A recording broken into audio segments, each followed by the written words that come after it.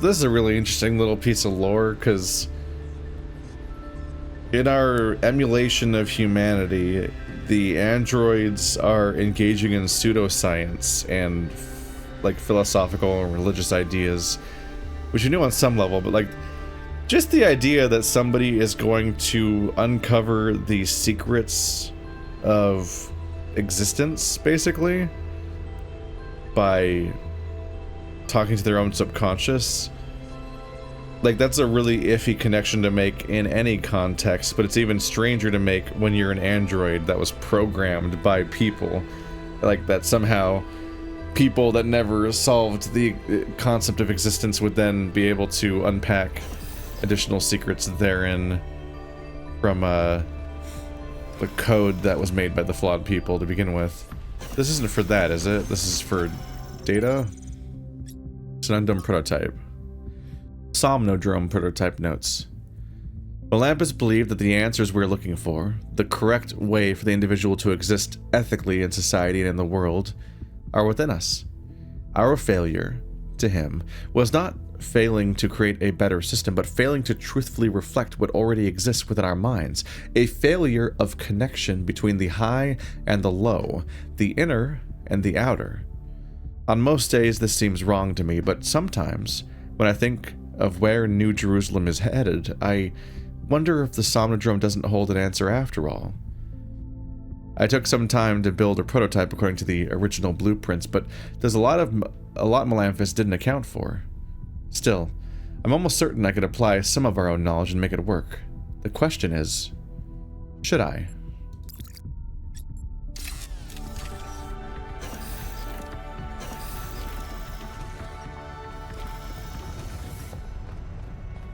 Oh.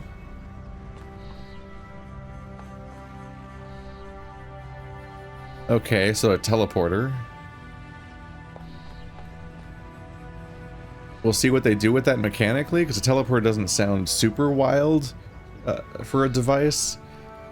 It's basically just making two hallways connect with each other, but I guess it's a thing you have to power. But even then, you're still talking about just a door with extra steps. Oh, it lets me in.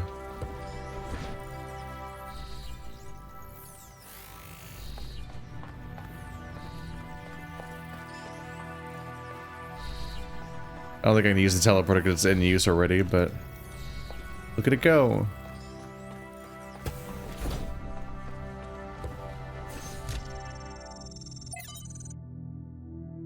From Thekla to Athena.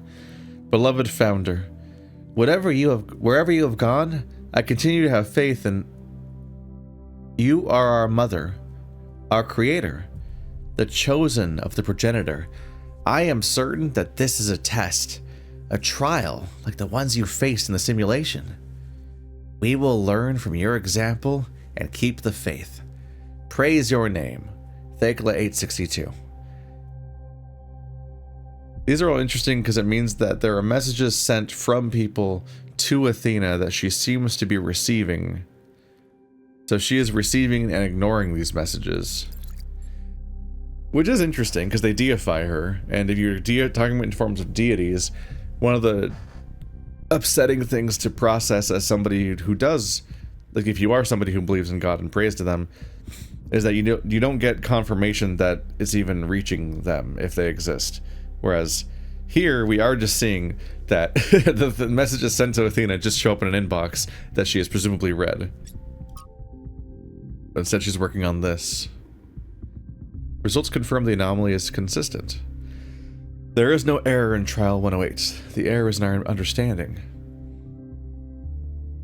We need to start over.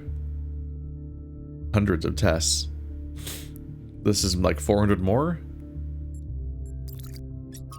Next. From Miranda to Athena. I went ahead and ran the next set of trials anyway.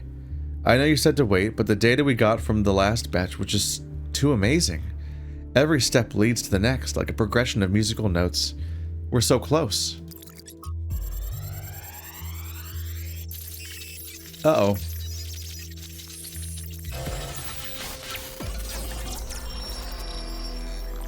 Help, my brain explode. The singularity sustained itself longer this time. Did we get the data? We did. I think we just obsoleted quantum physics. Maybe. Let's not get ahead of ourselves. We need to be able to replicate these results. You know, I've been wondering. You told me that in the simulation, one thing that kept you motivated was looking for answers. Do you think that with the work we're doing, we'll ever run out of questions to ask? I don't think so. Trying to understand the universe means asking the same question over and over. How? How do you make fire? How do earthquakes happen? How does gravity work? How do particles behave? You keep digging deeper, finding another set of mechanisms, another set of hows. Step by step, you demystify reality. But then, if you keep doing it long enough, one day, you run out. You've answered all the hows. You know how the universe works. So, now what? Now you ask why. Isn't that the next step? It's not quite that easy. The question of why cannot be answered. Even if it could, it would only be followed by another why. At some point, you have to accept that it all just exists. But there is another set of questions. What's next? You've stripped away the layers of mystery, you've laid bare the machinery. Now you have to start building, to add your own layers of meaning.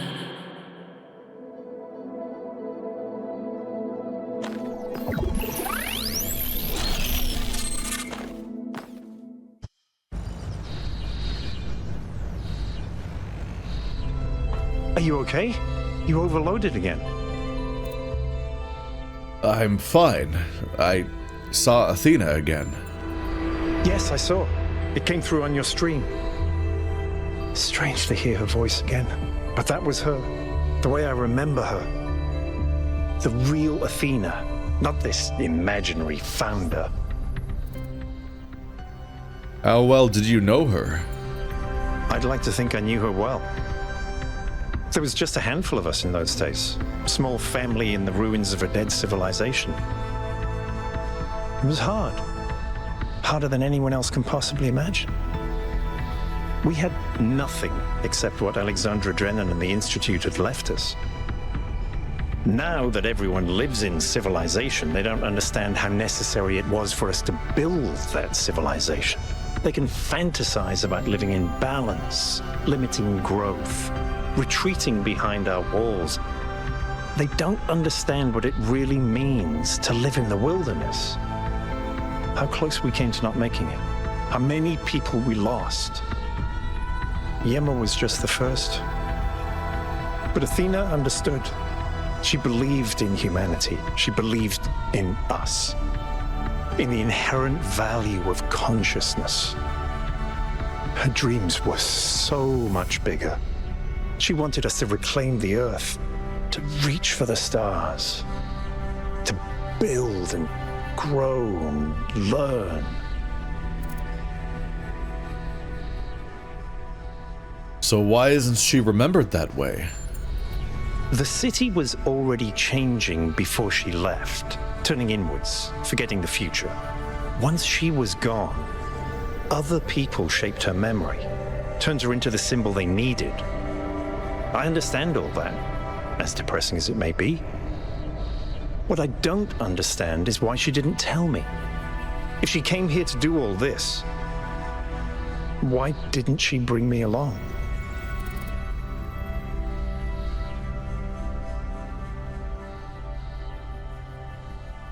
I'm sorry. It must have been hard to lose your mentor. It was. But maybe I was wrong. And she isn't as lost as I thought she was. If this is all a test, maybe the answer is waiting for us in the megastructure. Speaking of which, let's get back to exploring. Melville should have reconnected the next station by now. The endless subjectivity is all very interesting. Like, he's fixating not on what the data's pointing at, but the reality that he needs it to be. He's believing in a particular outcome mostly because it's the thing that would bring him some sort of meaning and closure to a thing that's bothered him all this time. People interpret Athena disingenuously because they need her to be different things to different people as the origin of their entire civilization.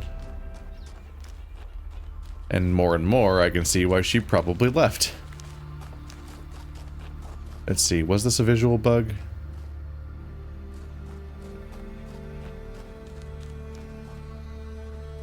I think so. Yeah. It's not the sun. You just walk over here and it glows like you're indoors. That's goofy. Oh, we still need to do 8. There it is.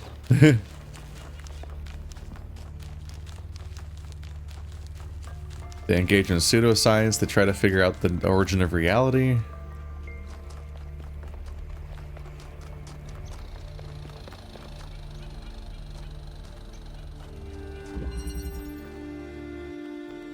There are so many people depending on Athena in so many ways that any action she could take would ultimately be probably a betrayal to someone.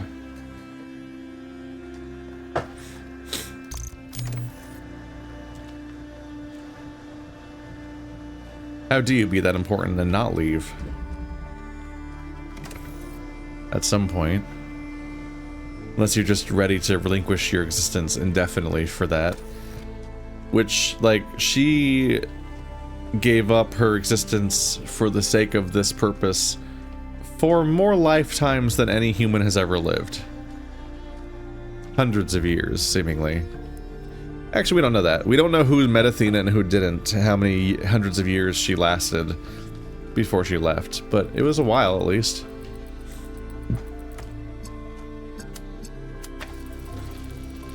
I can make that a red.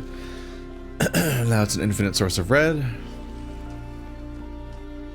These are not across from each other, so there's no infinite bounce. There's also no block, which would also be necessary.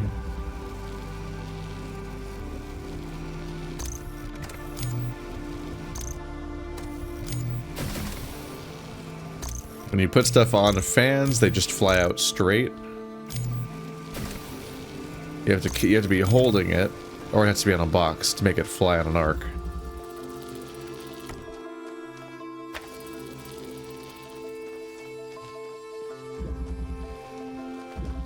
Let's see, I guess both ways in. Same problem, I also can't send it over. Somebody needs to light this up red. Bum, bum, ba-da, bum.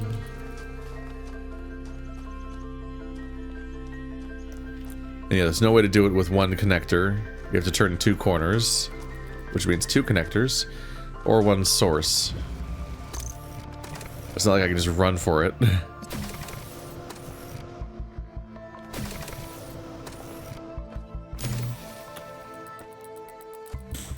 I can launch myself just fine. Yeah, both entrances are purple.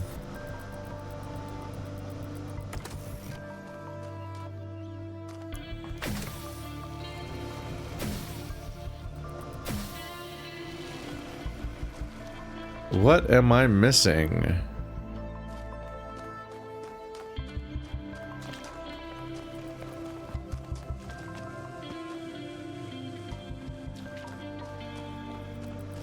Ah. I can use the red source from here through the purple.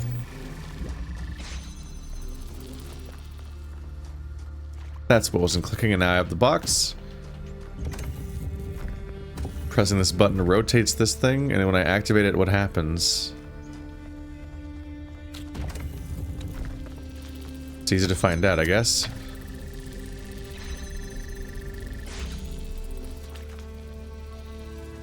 Okay. Okay, so that holds the barrier open, but if I pick this up, this rotates and breaks the loop. My goal is to get in here, which requires this. Ah. I need to light this up with a red and a box, because it has to be tall enough to look over this thing. So the box can't stay here.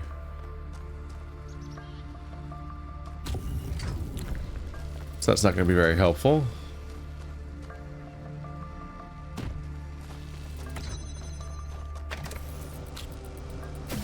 Wow.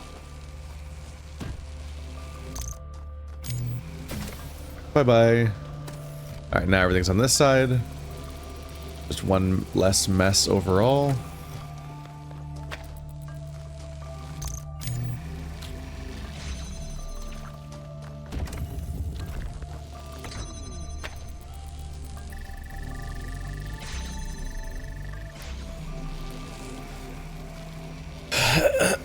Let's see, every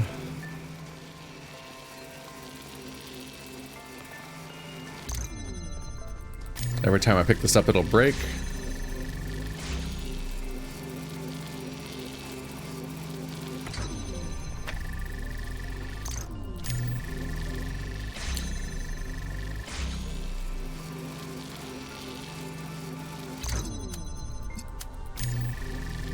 But this sets up a redundant connection. Uh-oh.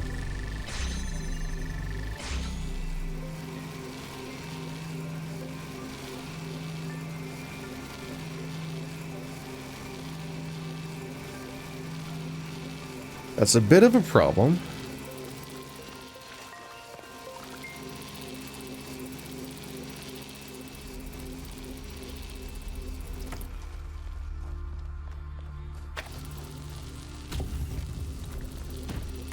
I'm guessing this won't be tall enough.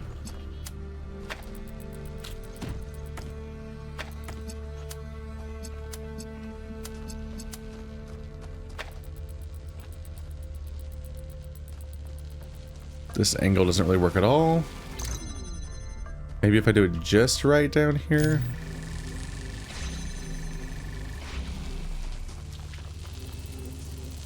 Yeah, it's not good enough. It's also too low, so even if I get the right angle, it's not going to be good enough. It has to be way closer.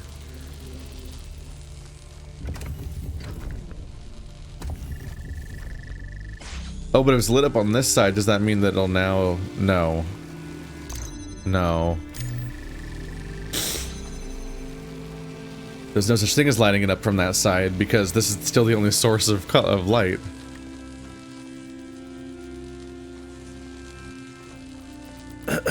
So it seems just impossible to pick it up and move it. But the angle only works if I can get deeper inside.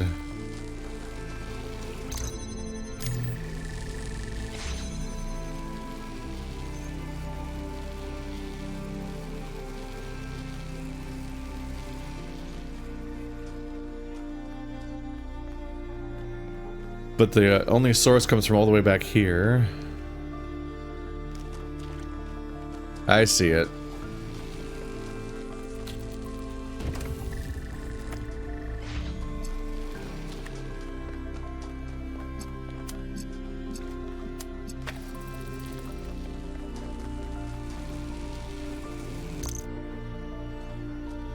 There we go.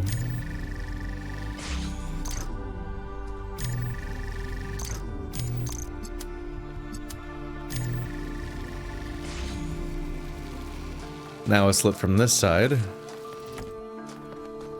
So now we're past the barrier. And now the puzzle's over.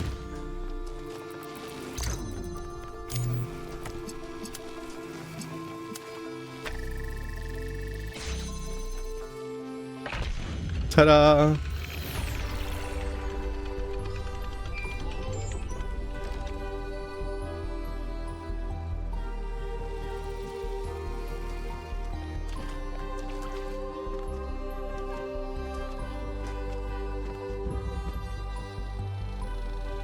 And now we go. I believe I've done it all again. 2, 2, 0, 1. Ah, I'm missing a star. Question mark? Oh, here's a panel. Consume. Vox Pop number 9. From an interview with a protester outside the Institute for Applied Pneumatics. Question. So, why did you join this protest? Artificial intelligence is inherently dangerous to this planet's ecosystem. Defending that ecosystem is our responsibility. In which way is the artificial intelligence dangerous? I'm not some paranoid idiot imagining Skynet taking over the world, alright? That's science fiction. But what we're talking about here is an artificial intelligence without any attachment we have to the natural world. It is not capable of distinguishing between, say, an ore and a tree. Everything's just resources to it. People like Sarabi and Drennan talk about ethics and philosophy, but they all embrace the same extractivist ethos that has brought us to the brink of disaster. Their intelligent being would try to optimize the world in its image, and in so doing, consume it. But so far, what they're saying is all theoretical. The atom bomb was theoretical at first, too. Once something is there, someone's going to use it. Why couldn't they imagine that we might care about the world? I don't know. Maybe because they were too used to no one else caring. Hypatia's Journal, Part 5. Day 200. Construction of our new home is coming along nicely. We finished 2 new buildings last week, and this week we started on our new lodgings. Athena and Cornelius have plans to erect a tower in the middle of the settlement, which will serve as our administrative center and main heliport. But right now that's still a long way off. Decades at the least. It's hard to imagine that one day we'll be able to erect structures like that there will be enough of us to need that much space.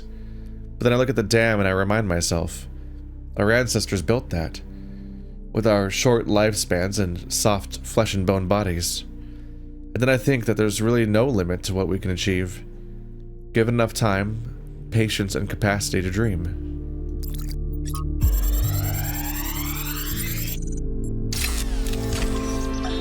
Strap in, this is a long one. You may have heard the story of the Carpenter who died to redeem humanity's sins. It's a powerful story, bittersweet, very human, and I just want to tell you that it's true. He was a real person, and his name was John Carpenter. He was born in the year 1948, and he was the coolest filmmaker to ever walk the earth. From Halloween to The Thing to They Live, the totally underrated In the Mouth of Madness, mind you, he just made classic after classic. All of his movies, really fun, really atmospheric, but also really smart. Even when they were goofy, most directors would kill to have made just one of those movies. And what did he get for it? A big, fat truckload of nothing. Well, less than nothing. The studios, the critics, even the fans, they hated him. The Thing, okay, for example, which is about as perfect a movie as you can make, completely torn to shreds. And his career never really recovered. Every movie after that was a struggle, and after a while, he just got tired of it and quit. He only really came back to movies in his 70s. How many works of genius did we never get because of that? Look, I have a point here. People like Carpenter, people like Alex, they're not always appreciated in their own time. If you just do what's popular, you might never create anything important. Of course, we admire people who did the right thing, who didn't conform, but we only ever admire them after the fact. What matters is to support people when it's difficult. He's interesting. But also, I'm amused by the fact that, like, I just watched a video that discussed The Thing, both the remake and the original. Well, the third remake. The Thing that people think of as being The Thing, the original, is actually a remake too. John Carpenter was doing a remake of a movie that was already existed before The Thing, but people only remember his version. But the third The Thing, the one that was from like a decade ago now, there's a video about that and comparing them and so on.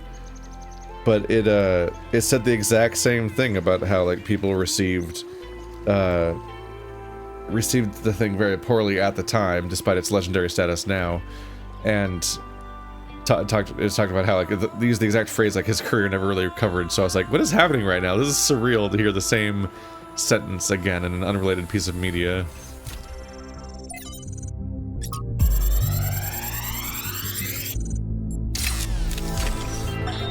One of the most foolish illusions that commonly persist is that nature is a victim and humanity is a perpetrator.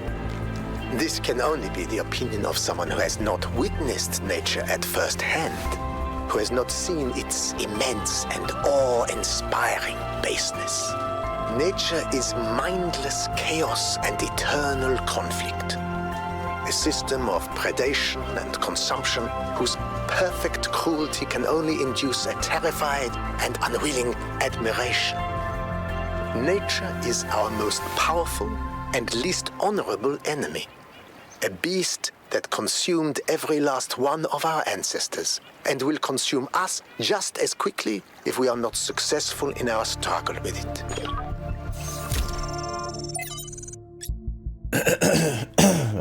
And Yet It Moves by Mitku. A fascinating story I discovered in the archive concerns a great scientist by the name of Galileo. This remarkable man made huge contributions to the early development of science, but was best remembered for becoming embroiled in a controversy with the church that ended with accusations of heresy, a trial, and him being placed under house arrest for the rest of his life. The cause of the controversy? He argued that the earth revolved around the sun, a view we would describe as self-evident, and which the Inquisition described as foolish and absurd in philosophy and formally heretical. Story became emblematic for how society often punishes those that try to push our understanding of the world forward in the modern day. It's a legend that at the end of this trial he muttered, "And yet it moves," a beautiful idea but untrue, because defying society is hard. It comes at a high cost, and not everyone is capable of bearing it. What would you have done in his place? What would I? Mitku 166. I think I would have tried to stand up for the truth. It's harder than it sounds. Fighting an authority like Elohim is one thing, but when even your friends and allies may renounce you for holding an unacceptable opinion, it takes enormous willpower to continue. But if nobody does it, society gets stuck. Puzzled by Guo, archived post. The role of puzzles in the simulation was so important to the creation of our civilization that it has left an indelible imprint, but sometimes I worry that this is an issue.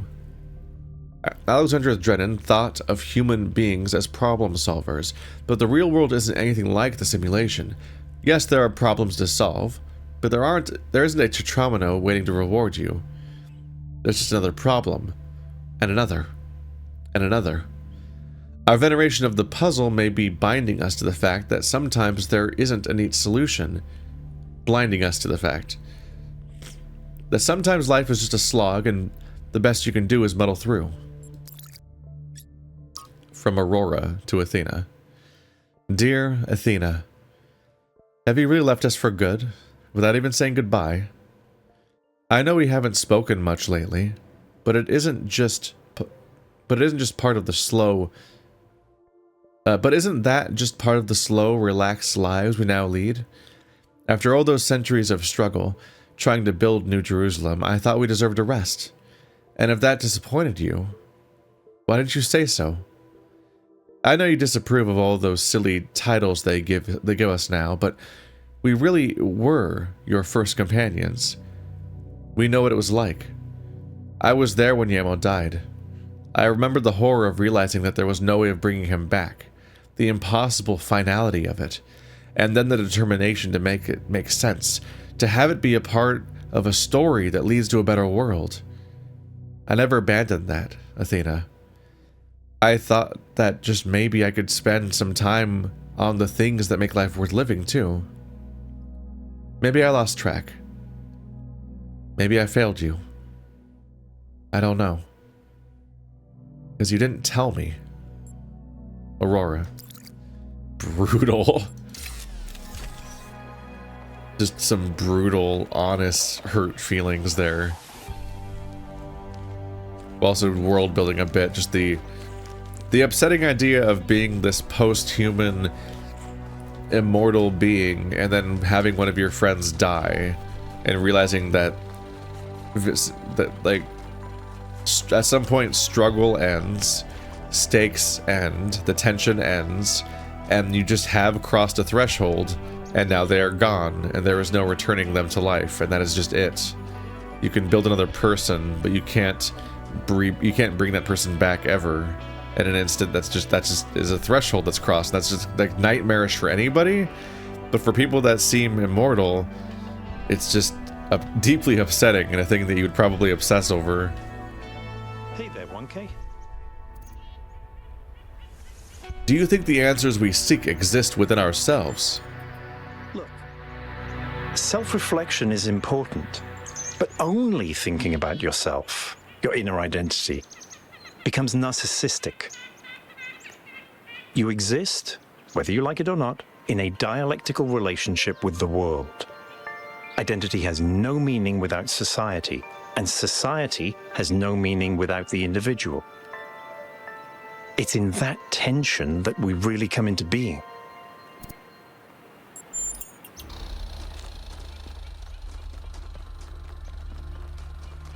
They're all very interesting people. Okay, so here's the thing I haven't solved yet, and it looks like a nightmare.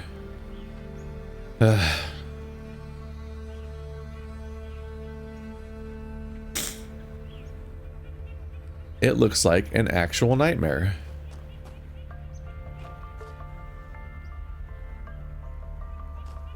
Is that it?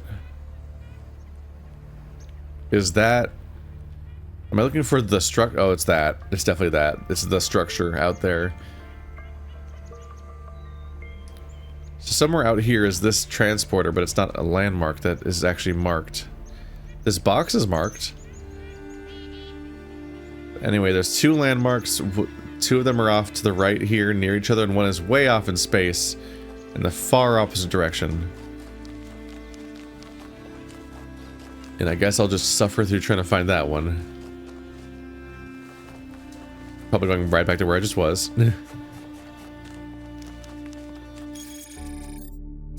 Let's have it loaded up as a reference.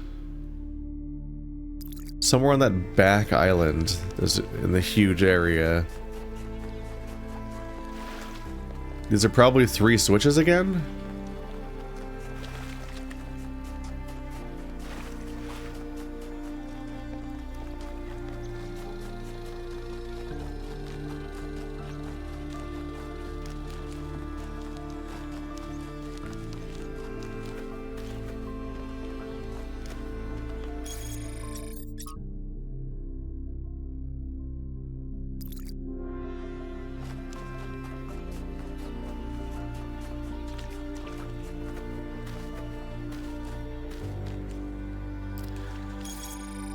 Okay, I must be on one of the 2 islands over here, and that's the one over there.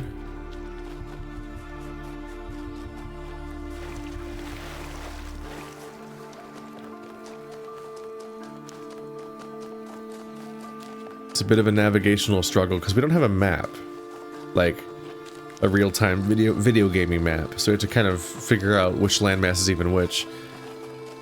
Yeah, this one's pretty big. This seems like the right one. So it's somewhere on my left-ish.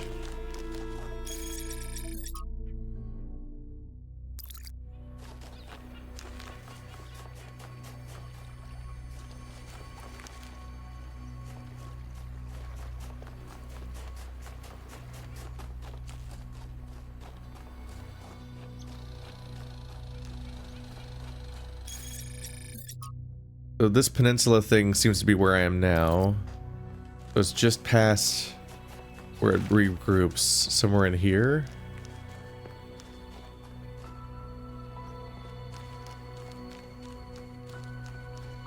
Oh. There's a road going straight to it. I feel a little goofy now.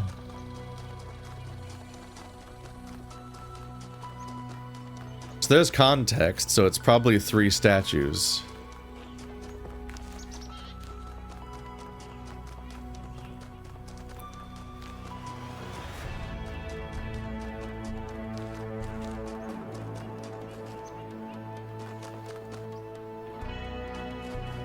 So we're trying to get back toward the main structure.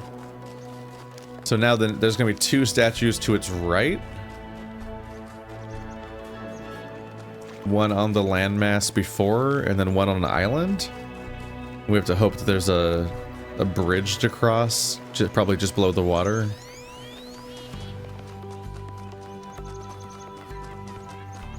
And then we'll head right back here.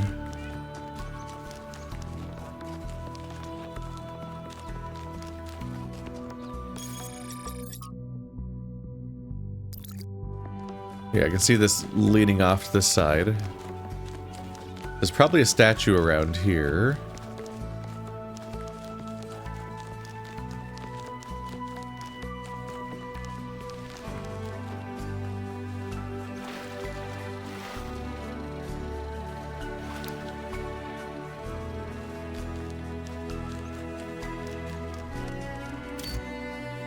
There it is.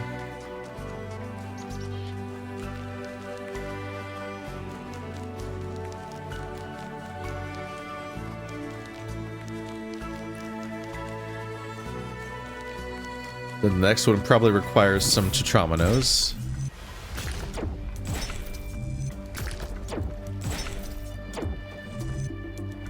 Okay, that's gonna be a bit of a problem.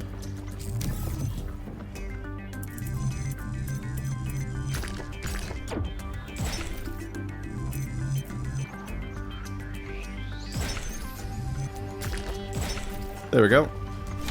Easy. Enough.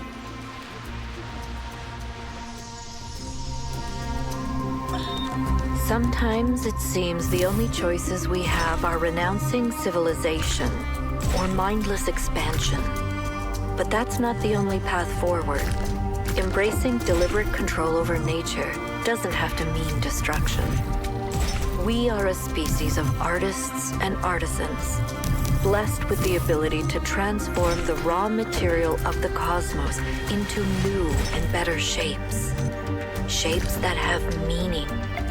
With our technology, we can take this chaotic world, so full of suffering, and turn it into a work of art.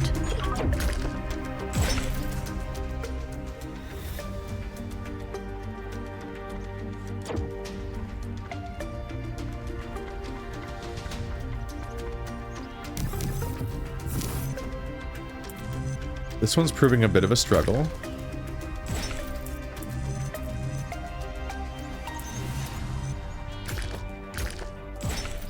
It's really just like all the shapes want to face outward so badly. It's a struggle to constrain the whole thing just to like face the rest of the puzzle.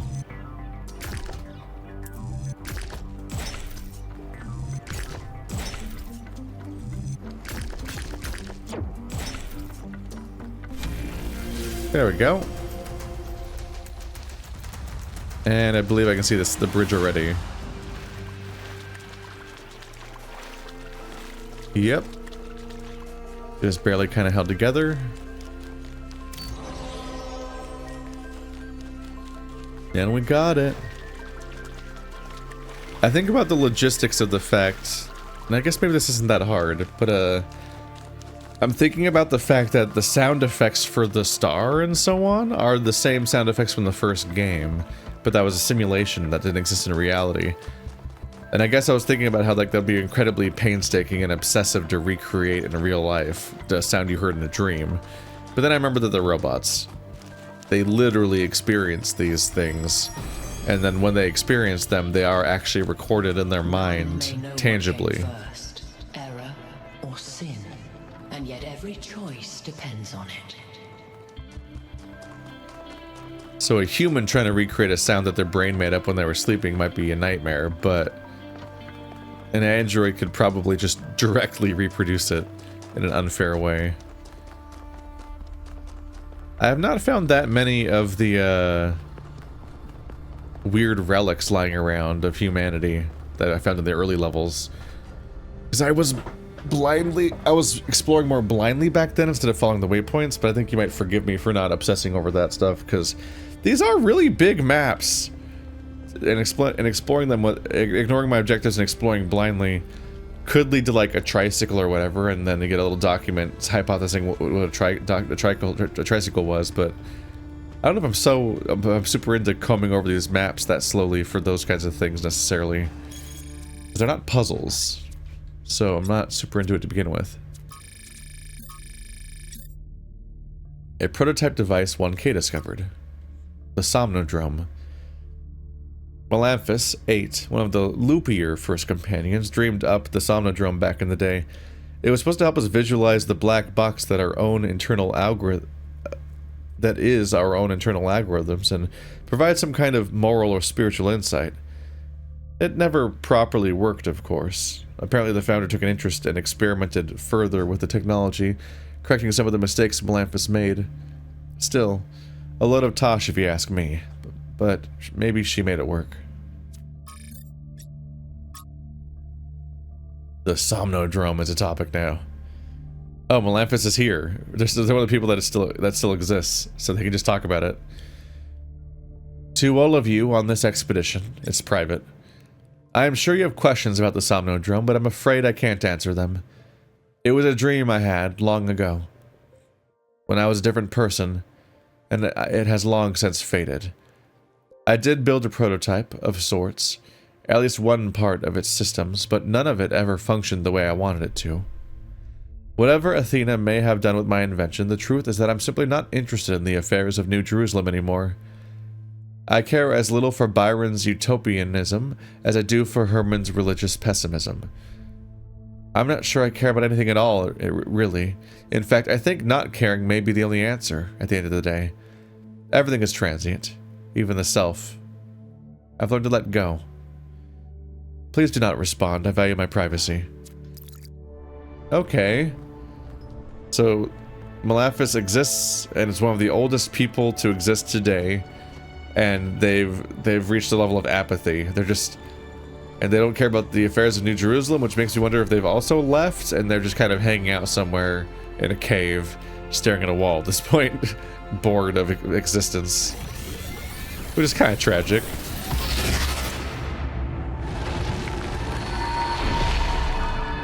Halt, creature of clay. You have taken another step towards the flame. Before you continue, ask yourself, have the gifts of Prometheus ever truly benefited your people? Or have they brought nothing but strife?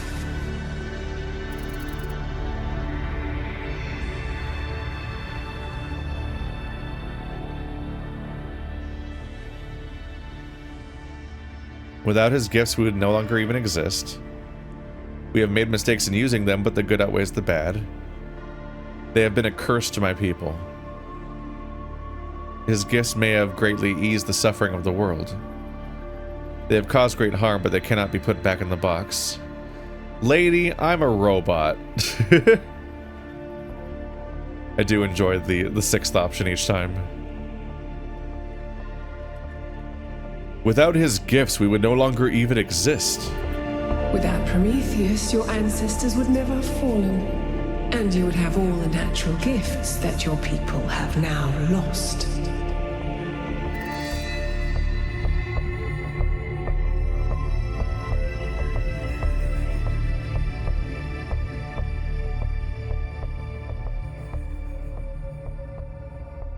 We cannot change the past. We are what we are.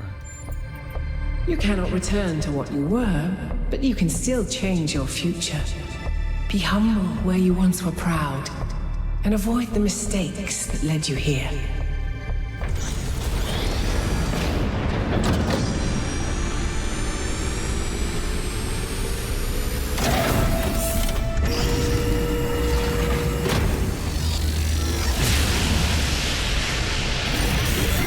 I've been thinking.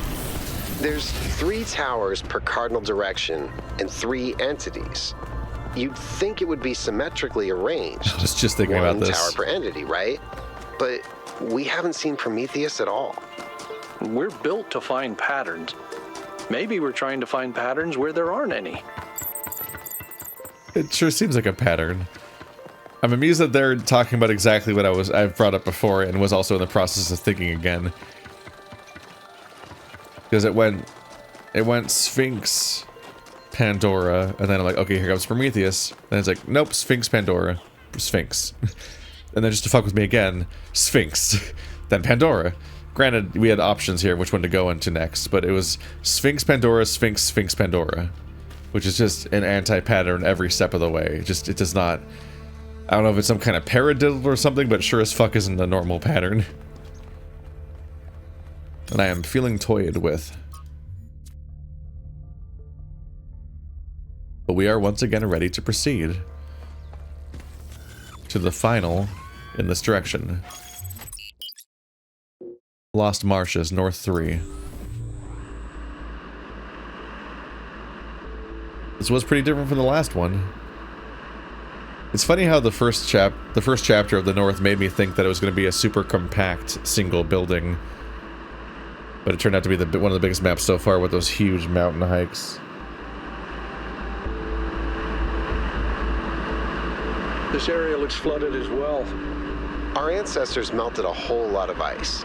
After they died, most coastal settlements were claimed by the sea. South of New Jerusalem, there's a whole city under the water. We went there once with Garrus, when I was an apprentice. It was eerie. That's exactly why the founder created the goal. When you go past the limits, this is what happens. Mother Nature always gets her revenge in the end. This isn't revenge, Al. It's just failure. People, cities, mountains. As far as the sea is concerned, it's all the same. Their mistake was forgetting that, telling themselves nothing would change. It always does. Yep. Alcatraz is overly anthropomorphizing the concept of climate change. It's Anther in that we made it, but not in that, hello.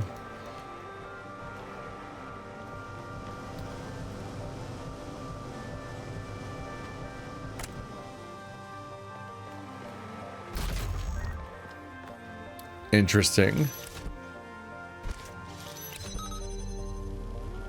We have like an item bank.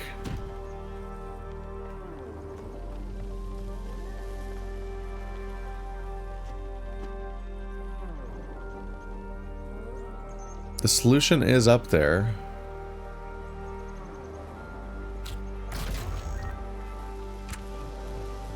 Is the fan enough? The fan is enough. Okay. That made me think there was a teleporter, which isn't quite what it was. It's based on the original prototype with some modifications. As usual, the data is a mess, but I strongly suspect there might be a functional version somewhere. I know some of you have heard stories about the answers this device might reveal, but please remember, that is not our main priority here. Keep an eye open for it, but focus on finding Athena.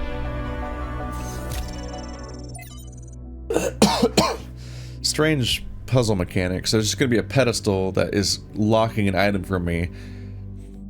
And I essentially need to find out in each scenario what is the one item I don't need anymore that I'm essentially going to opt out of and then use the remaining ones to solve the current problem, and then maybe switch them out multiple times over the course of the level.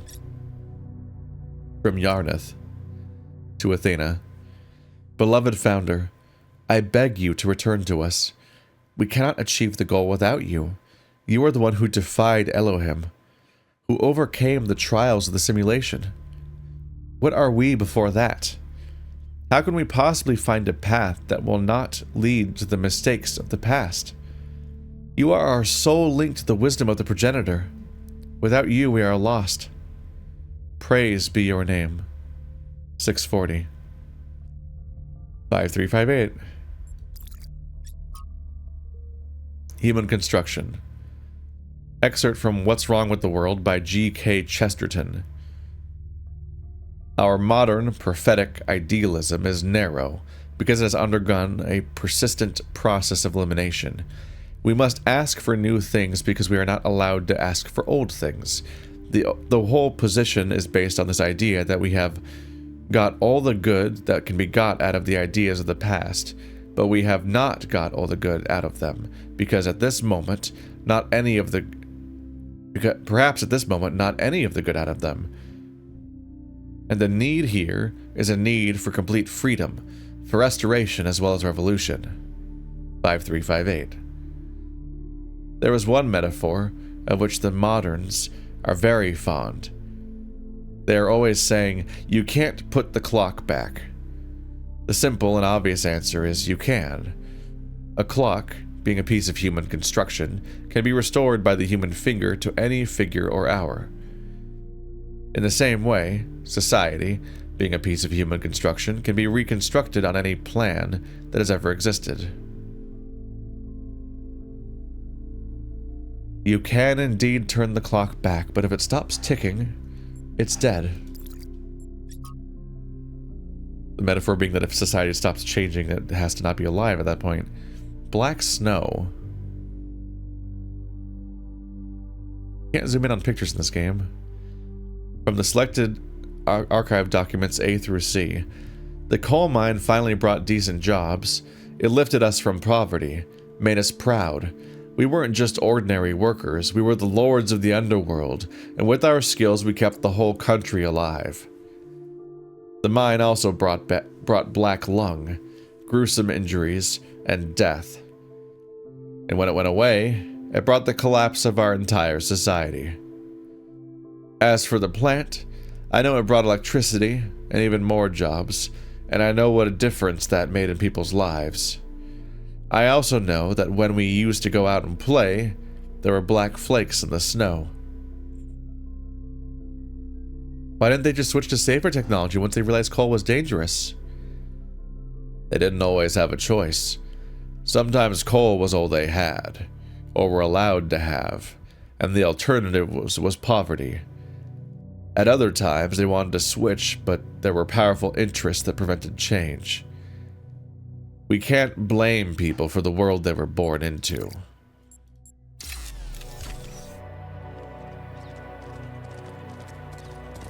Hey. Bye.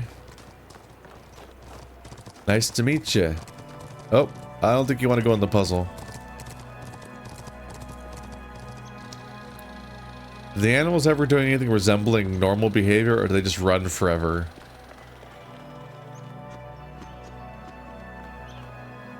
Because I've never seen them doing anything besides running. Possibilities. Sup? Mine. I can also be up here. That might be important. That might be very important, actually. That might be the entire puzzle. Is that the entire puzzle?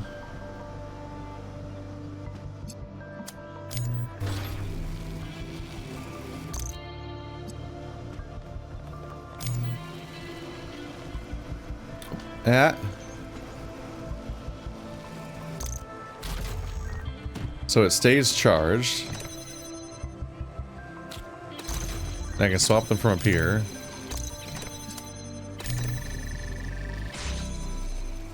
That was a pretty goofy one. Very brief.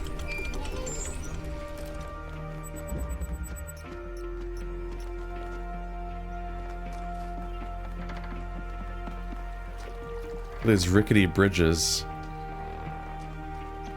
I say rickety, but they're pretty, like, they're solid. They look alright. Weird clipping here, but makes you wonder how long they've been there now.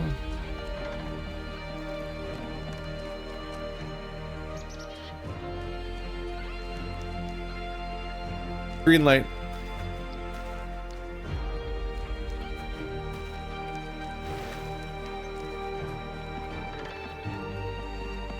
Is it just as simple as shining a light in there from green?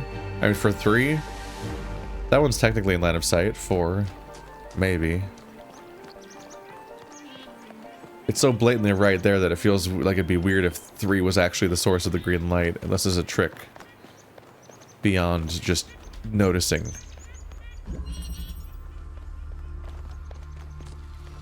The wall. Red light, come from here. Go through there, light this up, opens that door. Is what's happening right now. Or you could use a gem or do the same thing much more simply, but still trapped. There's a tunneler somewhere.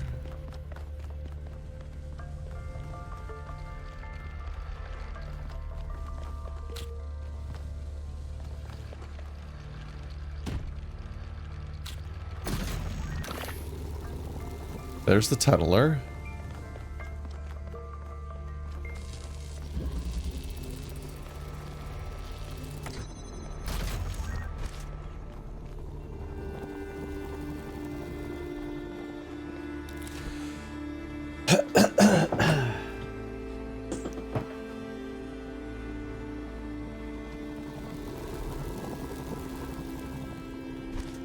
Let's swap the jammer for the box. And the box for this to now relight this. Because we don't need the box especially. There we go. And now we've got the jammer. So as I suspected, there was no green light. So I can't use that there. So it's out there somewhere. Buddy, I'm not coming for you. It's fine. You can just go your own way. Go your own way. Something, something, another day. We can all float on together. Wait. Yep. This leads up to 4.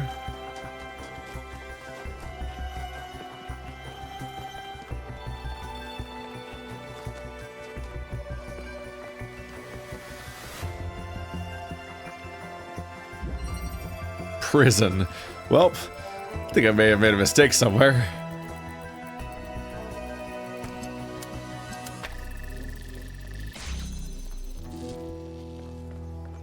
Ah. Box connector. I need to get through a red and blue door to get in.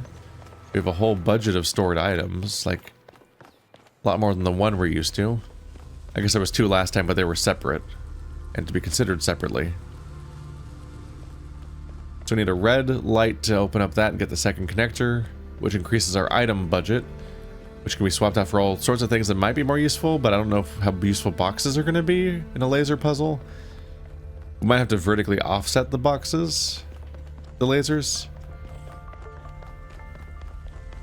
Notably, none of the sources are in here, so I need to be able to get the lasers from that room to this room. Because the red and blue sources are both in here. Okay, so the red and blue sources are both in here, and is there a back? There's a blue on the back. So I can, if I can get that from in there to in here, I can keep this lit, but I'll need the box like right here.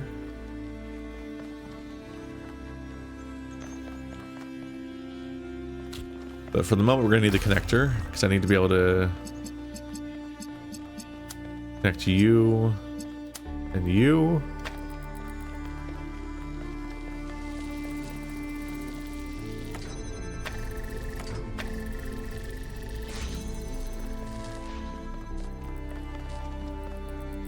Item budget plus. What's over here?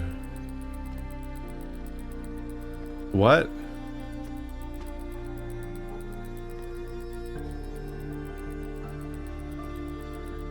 Okay, no, I get it.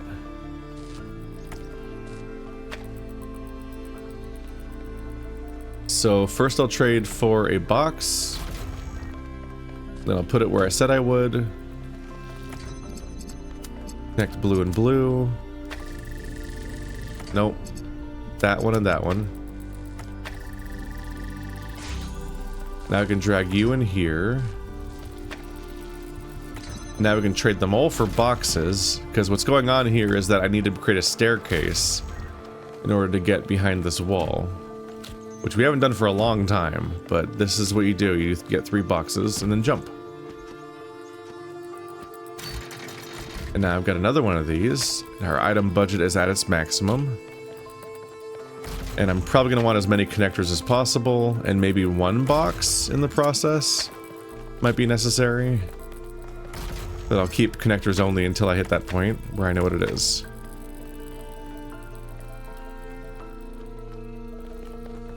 Okay. This also opened things up interestingly.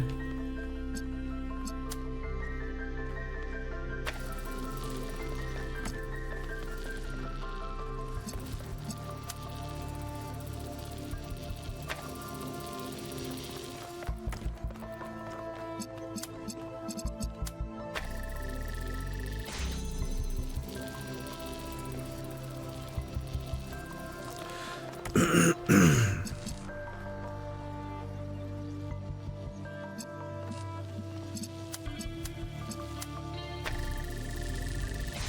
think I'm gonna want a better angle.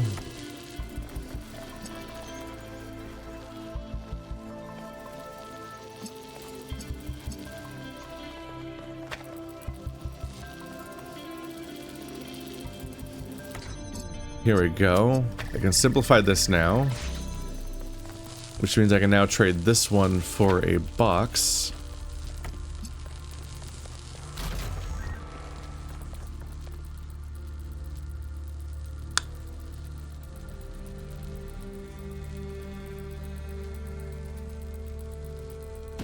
I have indeed goofed him. Okay.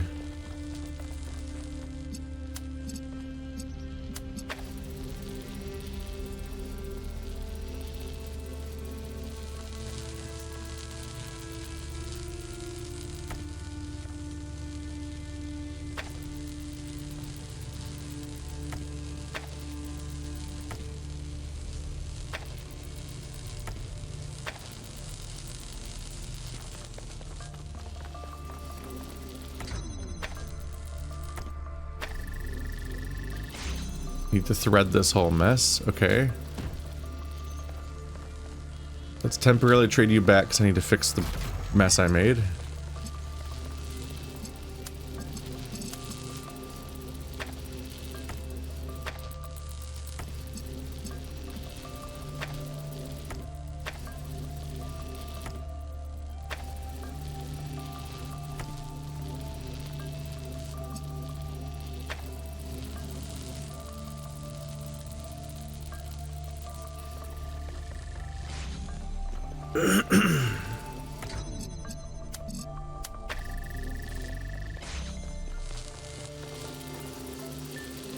So we've broken a few things.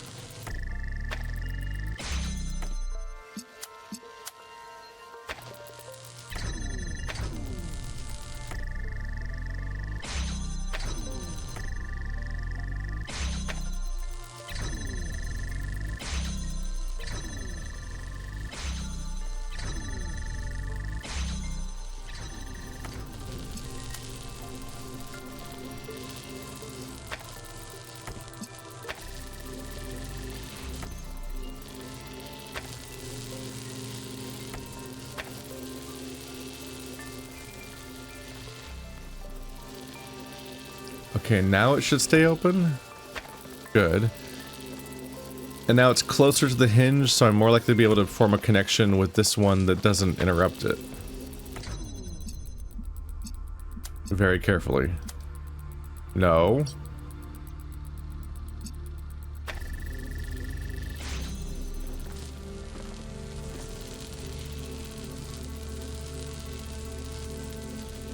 Don't think that quite works.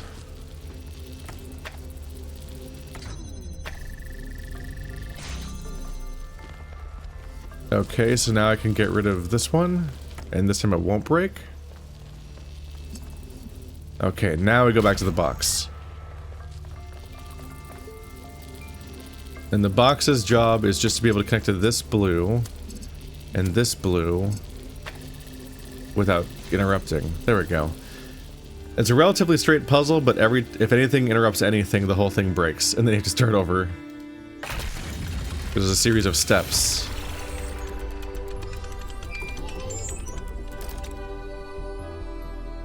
This puzzle also didn't give us green. Solving puzzles. In a way, 1K's experience must be very similar to Athena's in the simulation. Like some kind of sequel. One difference, though. Athena was alone.